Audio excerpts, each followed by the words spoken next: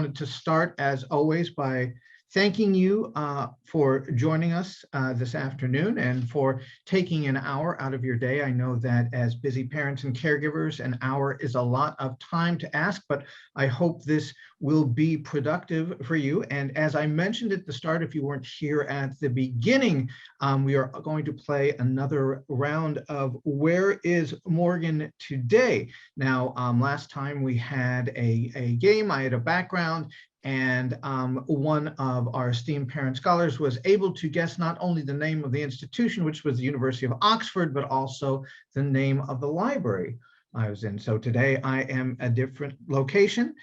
It is a university and it is in the United States. You can probably tell by the ground cover. It is east of where we are. I think that is not too much of a stretch to guess. And whoever guesses it first by putting the name of the institution in the chat will win a wonderful prize sent to you courtesy of University of California, San Diego. So my friends, my stellar scholars, we are on the next part of our journey, the next leg of our journey, and we call this one Athena's Visit and Making Ready for the Journey. And as we are following the epic poem, Homer's epic poem, the Odyssey, we'll talk about what the visit of Athena means, but just want to make sure that everybody knows that this will be available to you either through my slide share or through Sweetwater Union High School District website. So this is being recorded. I am available at your disposal to answer any and all questions, either in this context or by submitting them to the district. The last questions that you posed have been answered. There was one question that was somewhat incomplete. I think it said, my son as an 8th grader, what do you? So there's a lot of things that could follow you, that could follow what do you recommend, what do you suggest, what do you do? So please feel free to go back and complete that question, and I am very happy to answer that for you. So again, as always, if you have been here from the beginning, we're going to do the absolute same thing, and we are going to go back to the raison d'etre for these sessions, the recurring themes that we will always see: good for heart, good for head, and good for hands. And I think that as you move forward toward a career or toward college, a post-secondary life, these become very much more important to find a sense of balance. Those of us in the workforce know how critical balance can be. Those of us who are in education really do understand that. So what do we mean by this sort of intersectionality? In the middle, you'll see high performance. And especially if you are going to certain universities, we talk about academic performance, but in that same vein, we talk about service to others, which is becoming more important on applications to higher ed. Lifelong love of learning, that is something that persists beyond middle school, beyond high school, and into college, into career, and throughout your life. We survive because we learn. We survive because we develop essential skills. So any advisement that I can give you, whether it is where should my kid look at a college, or what career should they explore, or how can I get them to buckle down, where can I find motivation, you will find it at the intersection between head, heart, and hands. So again, it will always come here, and if it doesn't, you call me on it. All right, so this the title of this presentation has to do with Athena. And Athena in Greek mythology was the goddess of war and wisdom. Usually we associate Athena with war, but she was also the patroness of arts and industry. And in the story of the Odyssey, she assumes the form of Mentor, who is a trusted partner for Odysseus, and accompanies Odysseus's son on his quest. And the important thing about that is that Athena comes to Telemachus in a different form as one of his father's friends. And the idea here is that a mentor may come in a variety of forms. And although we talk about being assigned a mentor, or he or she was my mentor through school, we find mentors all over the place. Even if it's not a formal mentorship, we learn from people who are friends or teachers who are wise people. And this is to say that mentors come in many forms, and you will see this as your child, your young adult progresses into a post-secondary lifespan. So let's talk today about getting ready for the journey. And what we're talking about really is, how can we position ourselves and our kids cognitively, intellectually, socio-emotionally, and metacognitively, meaning things like being organized, being resilient. How can we get them to a point where they are ready to embrace a life after high school? Because it can be a very scary thing no matter where you go. And I will give you some sound advice. I did not come up with this advice, but I did present it in another context. And this is advice by Charles Darwin. And of course, Charles Darwin is famous for his book, The Origin of the Species, but he also studied survival behavior amongst mammals. And we know when we look at the brain's primary purpose is survival. So the idea of survival of the fittest doesn't always mean who's the strongest or who's the smartest, but usually it means who can best manage change. And I think that we have all become experts in one way or another at managing change, especially in the wake of the pandemic. We all had to sort of be resilient and rearrange our lives. And this is absolutely very true, whether you're going into the workforce right after high school, whether you're going into a gap year program, whether you are going into a certificate or certification program, or whether you're going into a college or a university. You have to be able to adapt to change. And those who can do that will get through, and not only survive, but will also thrive. Now, when we had the opportunity to talk to admissions officers and university professionals, we found that there was an interesting overlap about what they thought. So who becomes most prosperous? Who becomes someone who can move up and thrive in either an organization or a university? And they seem to come to a consensus that the ability to adapt to changing circumstances and the willingness to learn through experience is applicable whether you are going to school to become a doctor or whether you are mid-career. Again, it's the idea that goes all the way back to Darwin, this idea about adaptability, willingness to change, willingness to learn. What we have realized is that our new economies is faced with rising automation. And this was something that was highlighted by industry professionals. My father, before he went to school, used to work in an auto plant. He used to work the lines at General Motors. Today, the job that he had is done by a robot. So when they were talking in industry about automation, they kept talking about, are you willing, are you eager to learn to do something else? And what we find is that the most important essential skill for being successful in college and career is the willingness to continue learning and how to adapt to changes in your environment. Some other common skills, and this is something to think about as we prepare our students, probably starting in 4th grade, to think about where they might want to be. There are essential skills that we want to support and develop, and you as parents and teachers can work together to do this.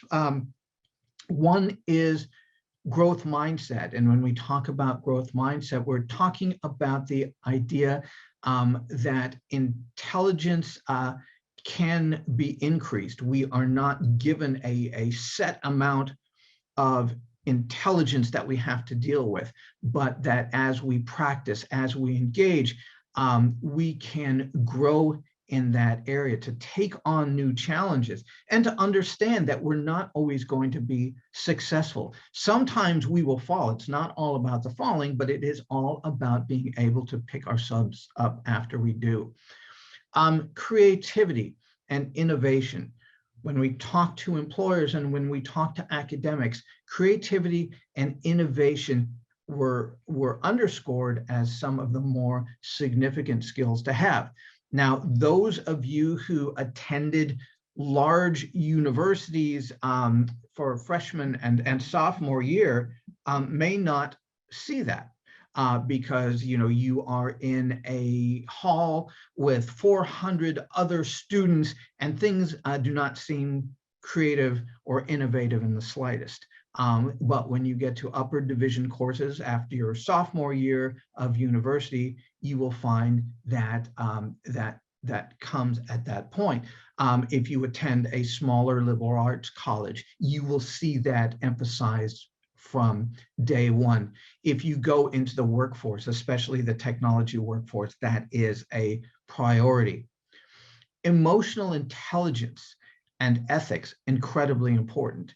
Emotional intelligence relates back to Darwin and his study of predator behavior, and that is the idea that you can read the room and that you are able to control your emotions, that you can sense emotions in others, that you can work effectively, that you can communicate effectively with others, and a good sense of ethics, a good sense of morality. Now, you will notice that we're not talking about content area. We're not talking about superior mathematic abilities. We're not talking about mastering AP or mastering the Common Core. These are skills that are taught or should be taught in an interwoven way. Things like focus mastery, communication, and storytelling. Very, very important. Even in the sciences, it is important to be able to know how you communicate what you have found, how you communicate the implications. So when you have a son or a daughter who is in English class studying genres of writing, that is all part of this. Information technology and media literacy. Kids tend to be naturals with this, but it also has to do with being critical consumers and critical producers of information. This is something that we talked about probably last year when we were talking about social media and kids' interface with social media. Global and cultural awareness.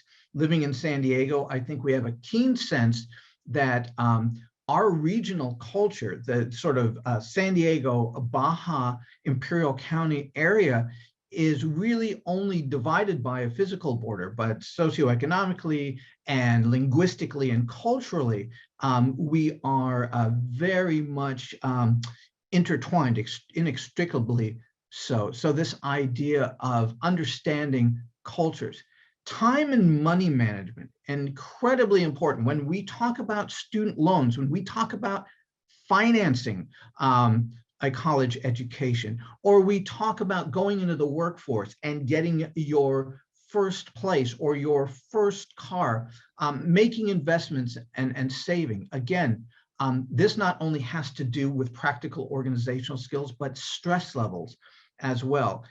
Learning, literacy, and life skills. Again, the willingness to learn, embracing lifelong learning, being literate across areas, and just really having a good sense of how to live. Again, this is relevant whether you're coming to UC San Diego or if you are going to work in a shipyard or in a high-tech industry or a biotech company.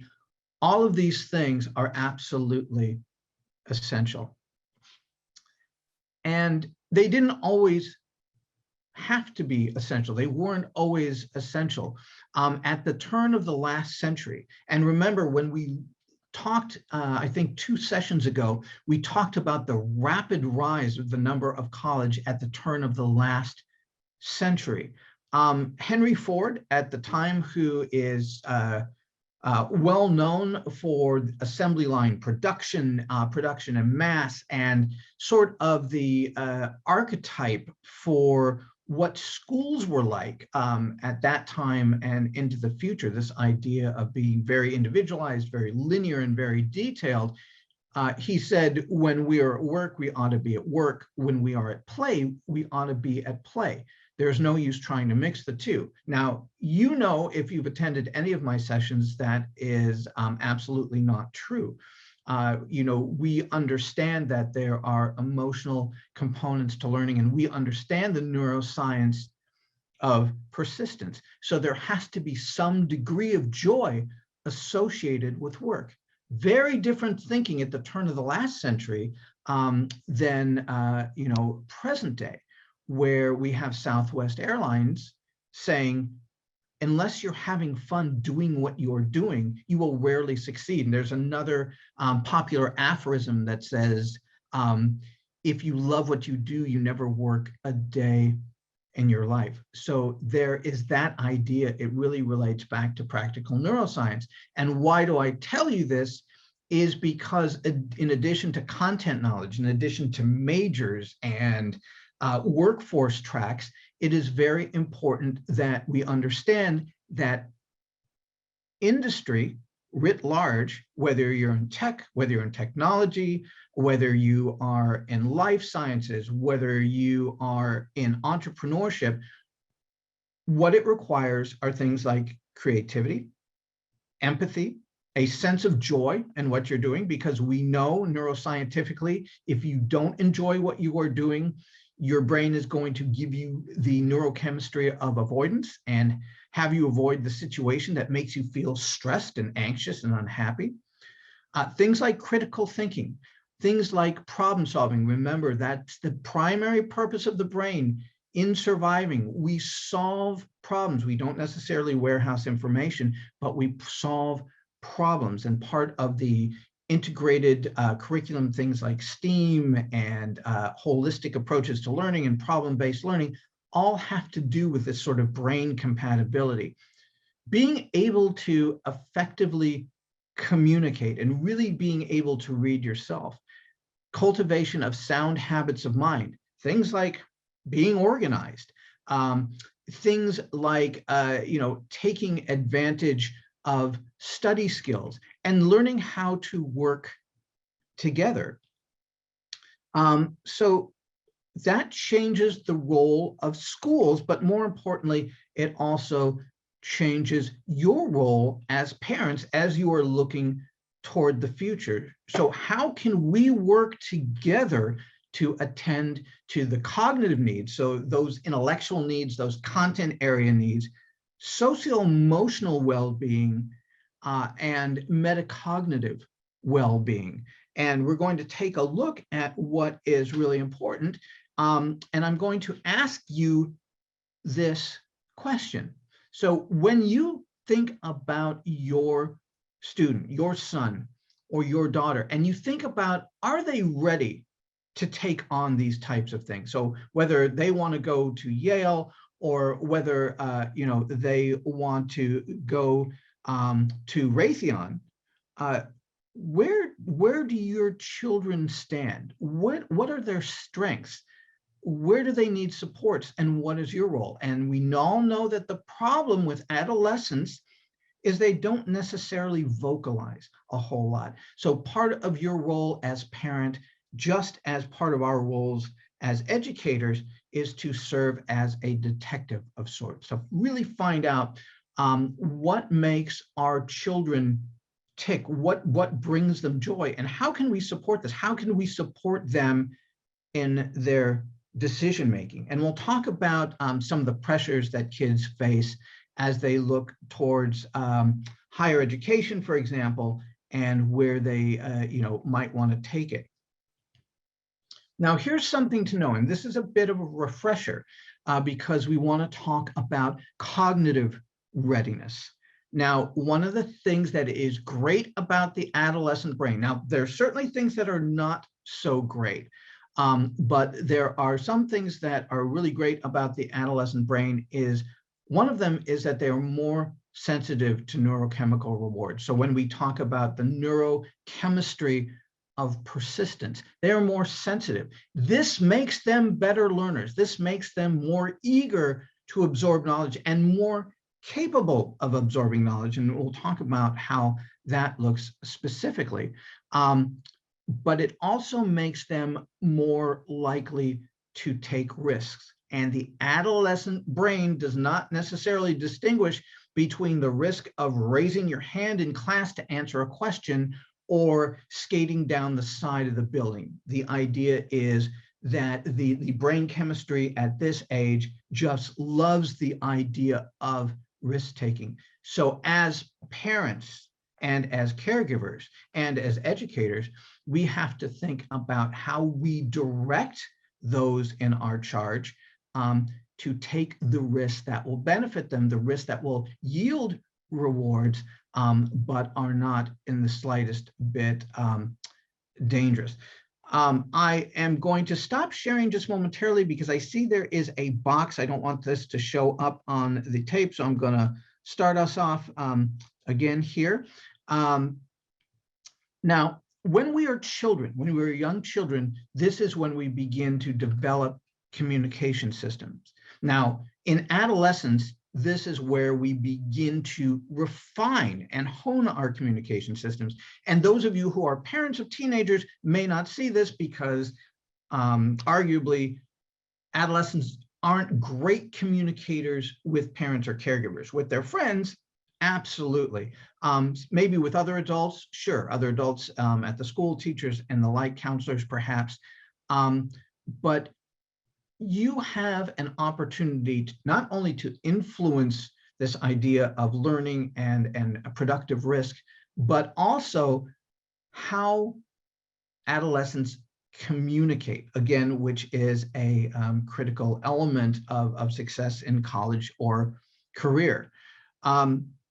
Now, what we know is that during adolescence, there is a substance, a white fatty substance called myelin. And what that does, it helps our brain cells communicate more effectively. And you may remember from our work in brain compatible learning, when neurons come together and create synaptic responses, it means that information is really flowing. So this is a time at which you will see this. You will see something called the white matter expansion that helps to explain why teens learn to adapt and learn more quickly. And it is important that we provide them with opportunities to do so, to really advance this process. Now, during adolescence, the gray matter, the part of the brain with synapses that make connections, shrinks a little bit. But this isn't anything to worry about. This is where we're doing some house cleaning in the brain and learning to run it more efficiently. So, you know, you can think of perhaps Marie Kondoing your brain, this idea where we are going to prune off the stuff that we don't need so we can make other processes that much more effective. So this is to say, although we know that brain plasticity and the ability to change is incredible in our early years, our 2 to 4 to 5 to 6 to 7, we also have another great chance during adolescence to make an impact. And these are going to be the impacts that stick. So let me see if I can stop sharing quickly and move this box away. It keeps popping up, I think. Now,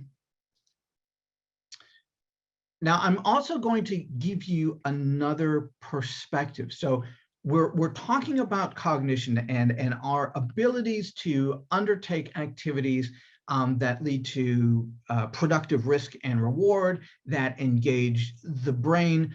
those types of things. And we can also look at our socio-emotional development. And what you see here is the affective regions. Those are the regions that are emotional. This is our limbic system. This is the part of the brain that is producing emotions. And look how it grows from childhood to adolescence and evens out in adulthood. Now, the blue line that you see is our cognitive control regions. And this is the part of the brain that controls emotion. So if you look at adolescence, you will see that the gap tends to be much larger. So during that period of time, making emotional connections with learning, and it doesn't necessarily need to be in school, it doesn't necessarily need to be test preparation or AP courses, but making those connections at home, connections with emotions, connections with joy will make a bigger difference. And this, again, if you think about risky behavior, that's where you see the emotional connection. It gives us a bit of a charge.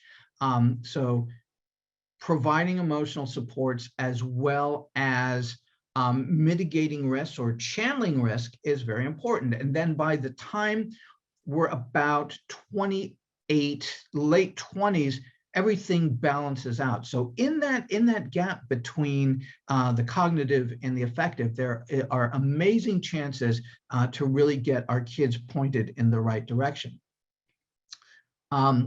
Another way of looking at it, this is plasticity. This is the brain's ability to change in response to experiences, contrasted by the amount of effort that these changes require. And what you'll see is when we are 2 to 4 to 6, that is when our brains are most malleable. That is when we are really sponges. This is where we learn new stuff. This is where we define who we are. This is the best time to learn languages. But what you will see is in that spot between 11 and about 20 or so, this is where learning opens up, our learning processes accelerate, and our risk-taking processes accelerate. If we can marry the two, so much the better. And what we are able to do is we can bring in those things associated with post-secondary education or workforce development during those times, because they are novel experiences. We know that at this age, this age, I would say between maybe 11 and 18, we have kids who think primarily in the present versus the future. So when you are talking to a 12-year-old about college, for example, which would be, I don't know, maybe 7 years away, 6 years away, it might as well be 106 years to them. So the idea is to bring it into the present by providing positive experiences as early as is possible. So if there are things that are happening on campus, so for example, at UC San Diego, we have robust and vibrant pre-college programs and workforce development programs. We have workshops and classes and certificates for middle schoolers that are designed to inspire an interest in the pharmaceutical sciences, where they are actually doing compounding and looking at curing cancer as early as middle school. Now, this is not to turn them into cancer specialists by any means, but to first give them a very positive interaction with a post-secondary institution, a very friendly, a very supportive interaction, and also really to get their brains thinking and give them opportunities to explore their interests in an environment that is immersive and joyful. And it's not only at UC San Diego, Cal State San Marcos, San Diego State, Southwestern College has the YES Academy, which I recommend highly, but the idea is that we provide opportunities to introduce and immerse that will make a young kid, by the time that they get to us, let's say at UC San Diego, it already feels like home. You know, it is familiar, because as much as the brain likes novelty, it likes familiarity more. So, these programs, many of them are fellowship, many of them are scholarship or free, but the idea is positive interactions. It's also important to know about the pressures that you or teachers may be putting upon adolescents at any given time, insofar as the future is concerned. My parents were both professors, and my mother said, well, yeah, you can go anywhere that you like, as long as you're happy and as long as it's in the Ivy League. So as a sixth grader, I didn't really see a lot of opportunity to pursue my passions if they did not fit into Brown or Dartmouth or Princeton. And sometimes we also have implicit pressures that we put upon our kids when they say, hey, I want to do something in the arts, and parents may just sort of go, oh, that's good, that's nice. So be aware, because your kids are definitely aware, and I will tell you, as adolescents, they are hyper aware of that. And I think really, when we talk about post-secondary opportunities, it's all about goodness of fit. And it is possible to get a world-class education in a variety of different settings. I can tell you from personal experience that had I attended a University of California campus as a freshman, I would have certainly dropped out, because it was too big, too overwhelming, and I was not sufficiently mature to handle it. I could really not navigate it on my own. I was too susceptible to all of the variety of temptations that one would find on a college campus. So I was really able to find my identity and become more mature at a community college setting. Certainly, it wasn't bad for the wallet either. But when we think about post-secondary opportunities, and when we think about things like a gap year or going into the Peace Corps, for example, we really have to think about the individual. And just as much as we as educators try to differentiate and individualize, so too as parents do we have to think about it as well. And really, what it's going to come down to is choices that we make. And a lot of the road ahead we have already paved out. And what lies ahead can be determined by the choices we've already made about life after high school. And how we understand what the future looks like will help us best prepare our kids cognitively for the future. So can we simultaneously prepare them for rigorous courses or exams or applications or internships? And in so doing, can we work together? And this is imperative. None of us can do this alone. Teachers can't do it alone, counselors can't do it alone, and parents can't do it alone. We all have to work together to instill in our progeny confidence first, and peace of mind, and understanding everything you know about the teenage brain and how susceptible it is. What can we do together? How can we work together? Now, George Santayana said, a child educated only at school is an uneducated child, and that is absolutely true. George Santayana is also famous for saying something else. And he said, and I'm paraphrasing here, those who forget history are condemned to repeat it. So I think he has some good insights. So certainly teachers have roles in supporting kids cognitively and socioemotionally, but really our roles as parents is to really provide a degree of socio-emotional fitness and well-being.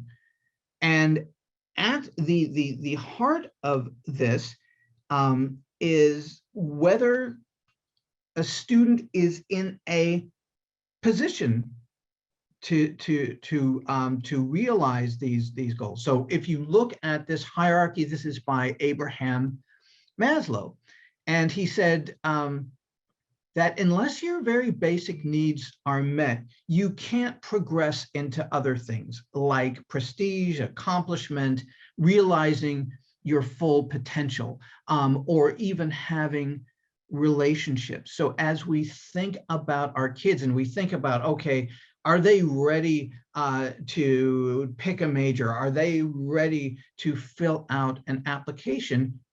We always have to go back to the basics. Now, most of our kids, their basic needs, their physiological needs and safety needs are being met. But are there belongingness needs? Do they have friends? Do they have relationships? All of this has to do with neuroscience, because we know that when we have degrees of anxiety and degrees of stress where we feel insecure, we feel unsafe, or we feel unwanted or not competent, we really can't move forward. Once we settle those needs down, then we can start thinking about things like fits. Then we can start thinking about things like the courses one has to take or the exams that one has to take. So the idea here is that both as parents and educators, we need to really pay attention, especially for adolescents who are not going to necessarily express their feelings openly.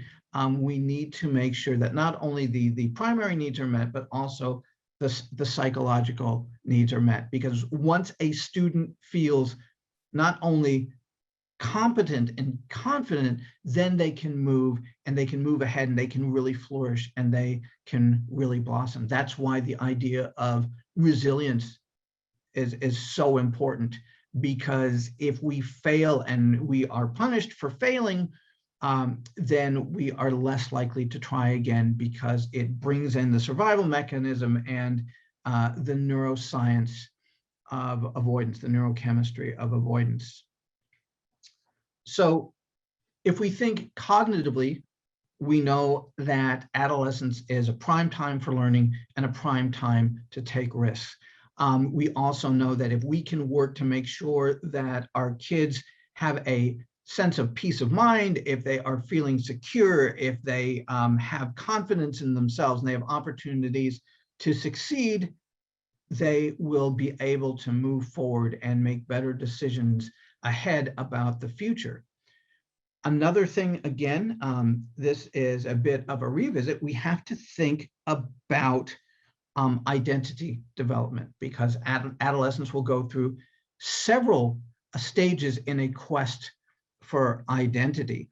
And some kids get stuck where they're never quite settled. They really can't figure out who they are. They can't really figure out what they want to be until it reaches a tipping point. So what I will do is give you a personal example. So when I was a young man after high school, I sort of wandered around. You know, I went from community college to community college and thought, well, maybe I'll get a full-time job. I'm really not sure what to do. You know I don't want to do what my parents are doing. So, you know, I just kind of wandered around until I hit a point where I had an epiphany. And a lot of times what we're talking about parents doing is supporting the epiphany. And that is, the idea has to come from within the kid. This is where kids or young adults establish an identity, but it means a lot more and they are more committed to it if it comes from within than forced from without. Now you'll see in this diagram that you know, if you're not committed and you don't really think about who you are or who you want to be, you'll never be settled. You'll just go from thing to thing to thing until you find the right fit. That is not the same thing as multi-potentiality. Multi-potentiality means that you have a plenitude of interests and you're good at a lot of things, but you really just can't find the right fit. This is a little bit different. This is just sort of wandering aimlessly until you sort of fall into something where you're really never quite settled. And if you're never quite settled, you're really never quite comfortable. And you're always wondering, did I do the right thing? Did I do the right thing? Moratorium happens after you may not have a commitment, but at least you're looking. You know, at least you're trying to find yourself. And at some point, you're going to hit a tipping point, a crisis point where you say, okay, I have to knuckle down. I have to get serious. I'm 22 right now, and I need to think about my future. I can't just wander aimlessly. Ultimately, hopefully, that leads to an identity achievement. And we'll talk about why that is difficult in college. Or there is another alternative where you already make a premature commitment to something without a lot of thought and without a lot of exploration. So this is the idea that I don't want to be an academic because my dad is an academic and, you know, my dad and I don't get along, so I'm going to be anything but. Or I'm going to be a doctor because my mom is a doctor and I love my mom. Or that's it. I saw it on TV and I like what they're doing. You know, I don't like blood and I'm not empathetic and I don't like sickness, but it looks like a cool lifestyle, so I'm going to commit to it. So along with all of this sort of hyper-powered learning and risk-taking and a search for well-being, your kids are going through this question about who they are. They have at this point distinguished themselves from you as something different, somebody different. So the guiding question here is, I'm not my parents, then who am I? A lot of times you'll come around. Now, the one thing I knew that I didn't want to do when I was an adolescent is have anything to do with academia. I didn't want to have anything to do with psychology. I didn't want to have anything to do with university, especially the University of California. I'd do anything but you know, the arc is long and you wind up where you are supposed to be. But this confusion can really take a lot of time and a lot of energy, can sap a lot of mental and physical energy for your kids. So be aware that this is going on. And we're always worried about motivation. Now, when we talk about either you're applying for an internship or you are applying for an entry-level position in the workforce, or you're applying to a university, it takes a degree of motivation. And a lot of times that motivation will come extrinsically, which means somebody is pushing you to do it or it is incentivized.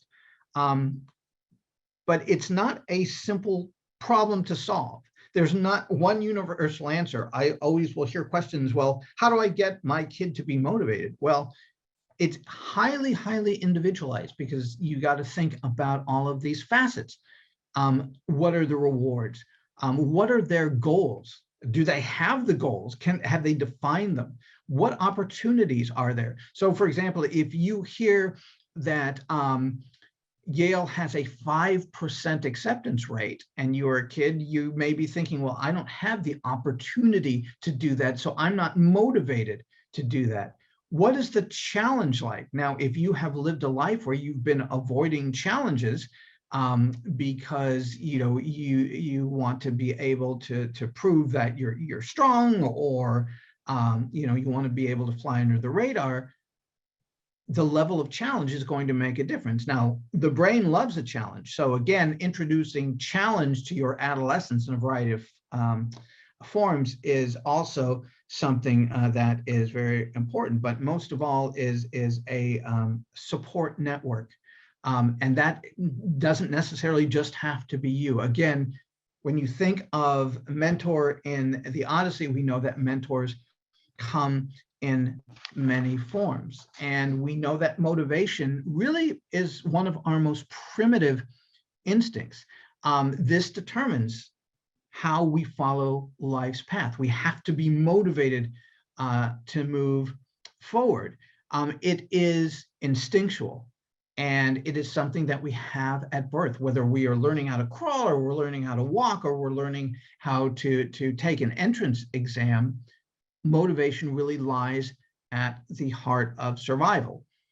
Now, of course, there are extrinsic motivators that we talked about, outwardly focused rewards and sanctions. So, you know, if you get into Cal State LA, your mom and I are going to buy you a car. Or if you don't get into Cal State LA, you will not be able to live at home anymore. For example, extrinsic motivators, carrots and sticks, that sort of stuff.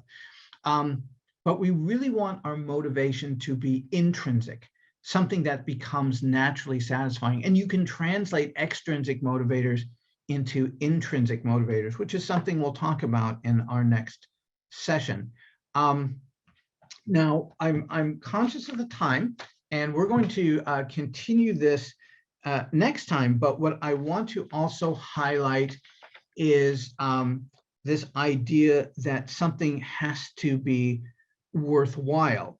And this has to do with our level of confidence. And this is why it's so important to be able to build confidence through these three elements, because this also has to do with motivation. So it's not only a question here when we look at expectancy theory, is this something that I can do? A confident person will say, yes, I can do this based on what I've been able to do. Again, talking about the importance of early exposure to post-secondary opportunities or workforce opportunities. It is something that I can do based on my experience and my confidence. That has to do with growth mindset. And then, of course, instrumentality has to do with, well, if I do this, what am I going to get from it? So if I'm spending you know, hundreds, if not thousands of dollars applying to colleges, you know, I know that I can do it. I know that I can fill out an application. I know I can take the test, but what am I going to get out of it? Will it be sufficiently satisfying? And then the idea of balance is really understanding how valuable this all is. So if somebody really is feeling forced to go to college, they may be able to do it, and it may give them a great result. It may help them a lot. They may be able to get in, but if it's not important to them, motivation will tend to flag a bit.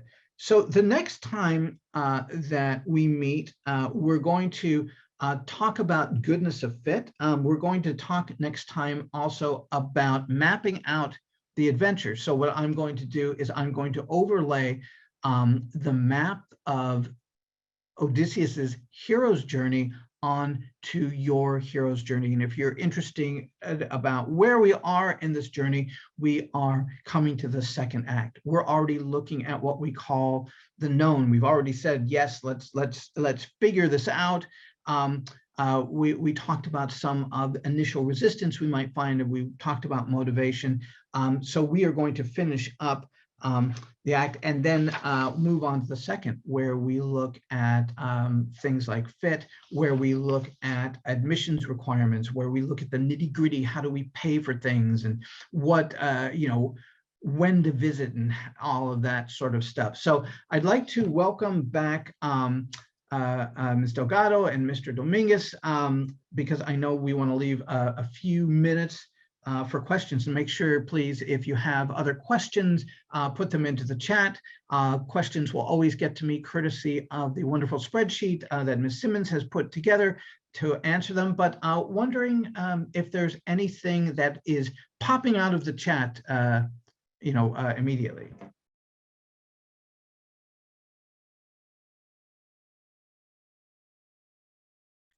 Yeah, so one of the questions we have is that, for example, Ms. Milan has mentioned that her daughter wants to go to nursing, which is great because she actually has, as you mentioned, a plan, right? Mm-hmm. Her choice is San Diego State. She wants to know how to help her and how to actually register, right? Okay. Well, that is something that actually sort of registering and applying is something that we will talk about in our next session and the session following, sort of the mechanics of all of that. One of the things that I would certainly recommend is, always a visit to the campus. If there are summer programs where there is immersion, if there are health-related programs, I can tell you that at UC San Diego, we do offer health-related programs without costs for adolescents, where they can really sort of get a sense of it. Yeah, we will look at the mechanics of the application and things like writing the essay, or if you are going to be interviewed, how to prepare for an interview. We'll also look at internship opportunities prior to post-secondary education or prior to entering the workforce that may help. So that is coming. Okay. Yeah, one of the other questions that goes along with that is Ms. Keisha Edwardson asking, is there a place online or some sort of resource that will tell us what all the California colleges or universities are and some information about them, like location, enrollment, and tuition? If I can answer that a little bit, one of the good resources that we have here at Sweetwater is that your counselors do have a lot of connections, a lot of communication with the different universities. So that would be a great place to sort of start looking at the different universities that are out there. Your child's counselor would have a lot of information regarding that, and those conversations are great to have, because then you start seeing sort of like what's available out there. But I'm sure Dr. Appel has more on that as well. Mm-hmm. And what I can provide are some links. If you're just sort of interested in sort of the basics, things like location and how many campuses and annual tuition and fees, I can provide some websites about that.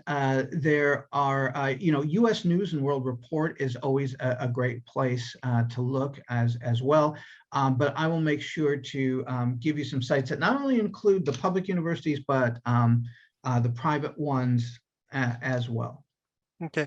Another one from Ms. Flores, Vanessa Flores says, what is a gap year curriculum?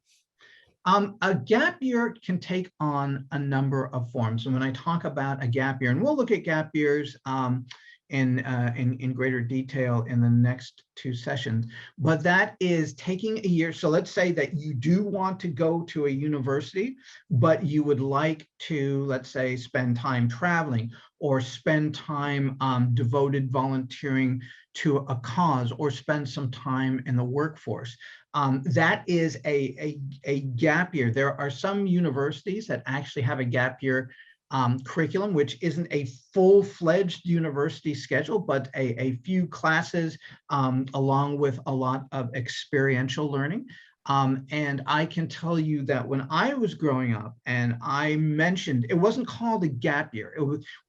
I just said, oh, I'm going to take the year between high school and college. I'm going to take a year off to do some exploration. First of all, that did not resonate well with anybody, any adults in my circle, but they didn't call it a gap year at that point. But the idea is that you are able to take some time to focus, to hone down some of your decisions about what the future might look like, maybe be engaged in volunteerism or travel.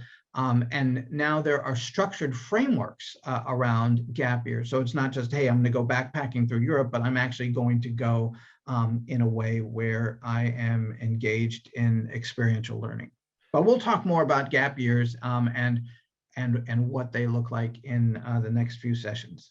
We'll do one more question that we have is from, and I'm going to probably not mention or pronounce his name, is Youngsun, which is, my son is already a junior high, still not sure what he wants to do. Where should he start looking, doing to encourage him what careers he might be interested in? I think it has a lot to do with immersion and exposure. This idea that it's never really too early to start, which is one of the reasons that we started our collaboration with the School of Pharmacy. Now, there is, what winds up happening is, let's say you have somebody who is interested in working in a hospital or who is interested in working in healthcare, and they think that the only route to that, for example, may be to become a doctor or a nurse. And let's say it's a person who it may not be well suited to either of those. Well, there are a variety of different types of professions. So for every healthcare organization, there needs to be attorneys, there needs to be people in communications, there needs to be accountants, there needs to be creatives, there needs to be learning specialists, there needs to be tech people. So, again, I think providing immersive experiences is a great start. And what I would recommend, you can always head over to our website, and you will be able to see some of the things that we do through our Sally Ride Science Academy. And certainly for the parents here, we can provide scholarships for your kids to engage in that, but it shows the depth and breadth of professions. And you also want to make sure that you have a very good understanding of what drives your kids. So if your son, for example, is somebody who is continuously and constantly engaged in video games, you can actually translate that into a career by saying, okay, you love playing, but wouldn't you also love to design video games? So that leads to coding, that leads to, infotech careers, things like that. So I think, if you see that your child or young adult is gravitating towards a particular profession, show them the depth and the breadth of the profession. And again, really get a good sense of what interests them. If they are interested in anime, for example, there are all sorts of things in the world of not only the arts, but also in design that are available to them. And then finally, Dr. Appel, yes, the background. What is the background? Oh, what is the background? Have there been any guesses? We have MIT, we have UCSD, we have Yale University, Princeton, Oxford University, Stanford University, Harvard. Okay, well, wow. I mean, you've ran the gamut of them. Now, I have never been at UCSD when it's this snowy, so it's not UCSD.